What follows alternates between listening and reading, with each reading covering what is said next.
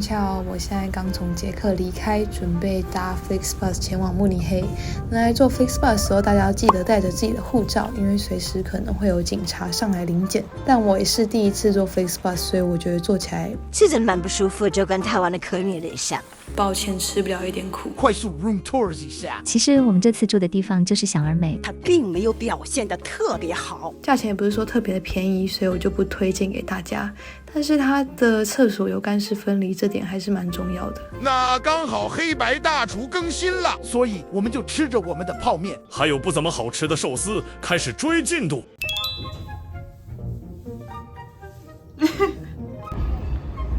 天气又阴阴的。我之前来德国的时候只有去过柏林，这是我第一次来到慕尼黑，所以我觉得蛮兴奋的。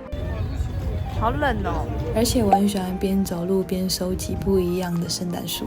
那我们这次来的市集是德国慕尼黑非常有名的中世纪圣诞市集，它跟一般的圣诞市集不太一样，因为摊商们他们会穿着古装，现场也看不太到现代的塑胶装饰，取而代之的是木造的摊位、干草地板跟火炬的照明，也可以看到现场有手工的皮革制作，或者是古法织布，其他还有同样是手工制作的木制品、饰品或者是羊毛制品。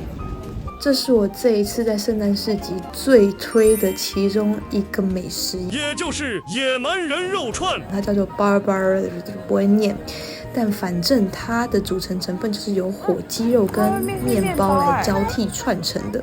它的外皮吃起来金黄酥脆，而且它是用烤炉或者是木炭去现烤的，所以它的肉串有一种很香的烟熏焦香味。它一串售价是8欧，不算太便宜，但我真的觉得可以去体验看看。除此之外，我们还去加点了同一间的南瓜浓汤。我必须说，这个南瓜浓汤真的是我喝过最好喝的南瓜浓汤。它的汤头滑顺度跟奶香味平衡的超级好。如果冬天配上这一碗，再配一点面包，真的。这个杯子的定金记得还，因为要10块钱。而这里提供的食物也非常的独特，有柴火现烤的整只猪，装在陶罐里面的蜂蜜酒，甚至还有手工烘烤的扁平面包。而且周末也会有特技的表演，穿着盔甲的骑士巡游，或是中世纪的乐队演奏。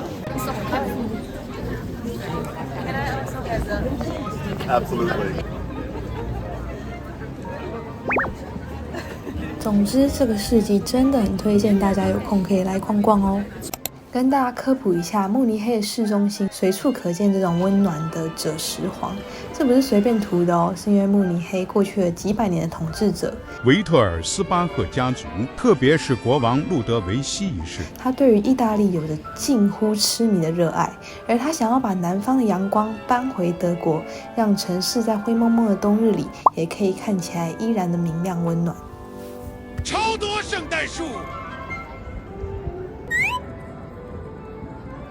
接着我们来到了一个叫做梅鲁的咖啡厅，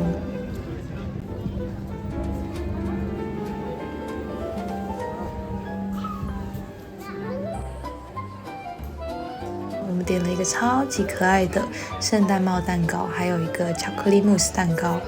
饮料的话点的是卡布奇诺和早餐茶。可以吃吗？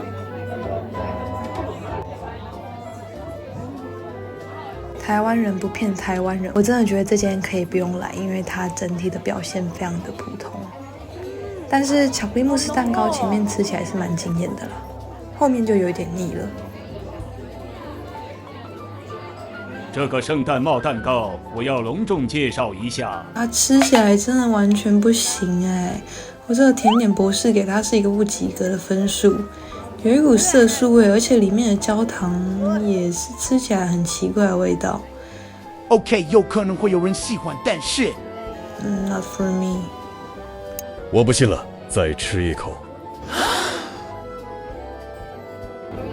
没有很好吃，有一个怪味，是色素味吗？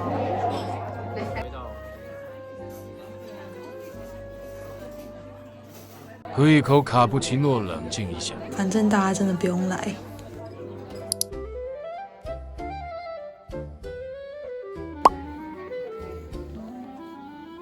接着我们走着走着，又到了一个新的圣诞市集。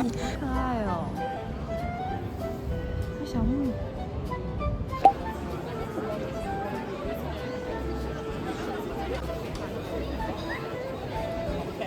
而这是炸苹果环，它也是一个市集的传统甜点。它会在苹果环裹上一层面粉、鸡蛋跟牛奶调制而成的面糊，然后放进油锅里面炸至金黄酥脆。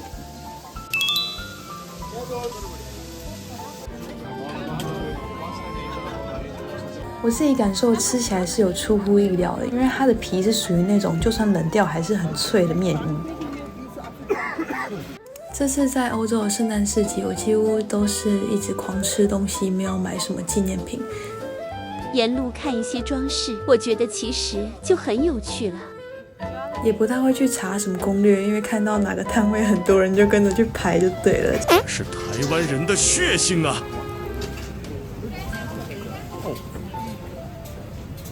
而如果你在慕尼黑市中心的话，你绝对不要错过阿桑教堂。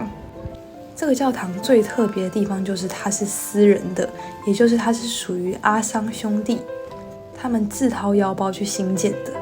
而两个兄弟想要把它盖成一个艺术展示厅，但是因为当地的居民太喜欢了，所以强烈要求开放，最后才会被迫对外开放。我觉得蛮有趣的。虽然这个教堂很小，但里面的装饰真的非常精美，跟我过去看到的教堂真的很不一样。它巧妙利用了3层空间来象征不同的世界观。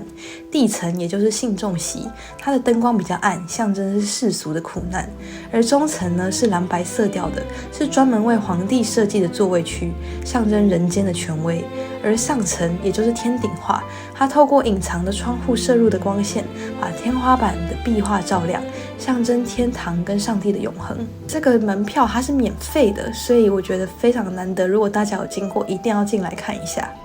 因为礼拜日不知道德国染上了谁的恶习，它店几乎都没有开，所以我建议大家如果来慕尼黑的话，一定要避开礼拜天。我们是很幸运还有圣诞市集可以逛，不然这一天真的就是在城市里面瞎晃 window shopping 而已。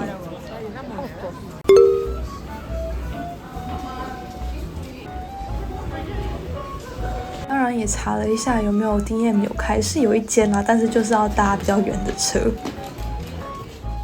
同时旁边还有一个小超市，所以我们也逛了一下，基本上就是也会买一些熟食啊、零食，还有我们常见的泡面。其实我不知道有没有个人跟我一样，真的超级喜欢逛超市。每到一个新的国家，我一定会想要去当地的超市疯狂看有没有什么特别的零食。来到了这间叫做 Life 的早午餐，我真的超级推荐，大家如果有来的话，一定要来吃吃看。尤其是如果你喜欢健康食物的话，其中我最推荐的就是它的巴西莓丸。巴西莓本身就是一种超级食物，它有极高的抗氧化跟花青素，而且它的含糖量非常的低，所以它富含健康不饱和脂肪酸，类似像酪梨一样。它的基底是一种浓稠的半冷冻果泥，还有配上混合的香蕉啊、少许的椰子跟植物奶去搅拌。吃起来真的像是一种快要融化的意式冰淇淋，绵密又微酸，真的很香。其他的品相也表现得非常好，料给得非常大方。而它这个蓝色的 smoothie 也非常的惊人，喝起来真的是我喝过最好喝的 smoothie。但我们真的不小心点太多，最后还外带了 burrito， 2个人吃了57欧，不算便宜，但是真的值得来一试。今天是礼拜一，所以店家终于开门了。不过因为接近圣诞节，所以人真的超级多。像我们去的这间百货里面真的是人挤人，而且冬天大家要穿得很厚，所以很容易挤来挤去，整个逛街体验就不是非常好。好啦，但我还是逛得很开心啦，尤其是这个游标卡尺的笔是怎样，太可爱了吧！但空气实在是太窒息了，所以我就赶快出去往下一个地方。接着我们来到了圣彼得教堂，但原谅我这次就不科普了，因为我们要赶着时间去逛街啊。昨天最期待的就是小熊软糖。Haribo 这间公司每天生产的小熊软糖排起来，长度可以绕地球4圈。而且德国人对于软糖的硬度是有很高的要求的，它必须要让牙齿感受到阻力，这也变成德国软糖区别于美式软糖的特色。这间店里除了卖软糖，还有各种小熊软糖的周边，甚至有一箩筐的自助软糖让你夹到饱。结果我超烂，只盛了一点点。而且这只小熊呢，最一开始其实不叫小熊，而是跳舞熊。它的体型比现在的小熊还要大跟瘦长，灵感就来自于当时欧洲市集常见的杂耍熊。接着我们就在市区的文具店到处逛逛。我真的也是一个文具控哎，奇怪，怎么以前在读设计的时候逛美术社就没有这种感觉？一到国外看到这些美术用具，整个又开始兴奋了起来。德国确实也有非常多很知名的文具品牌。Faber-Castell 大家应该都有听过，它已经拥有超过250年的历史，是世界上最古老的家族企业之一。我还想要提醒大家，我之前在 DM 的时候一直想要找Isana这个牌子，也就是我之前有推荐过的，结果后来发现我一直去错店，它其实是在 Rossmann 这个店里面，所以如果大家要买这个牌子，记得不要跟我一样走错哦。超甜，我被快乐的旅程很快就结束了，接下来的下一站是前往奥地利。有什么感想或心得都欢迎在下方留言。感谢看到这边的大家，我们下期再见，悄悄。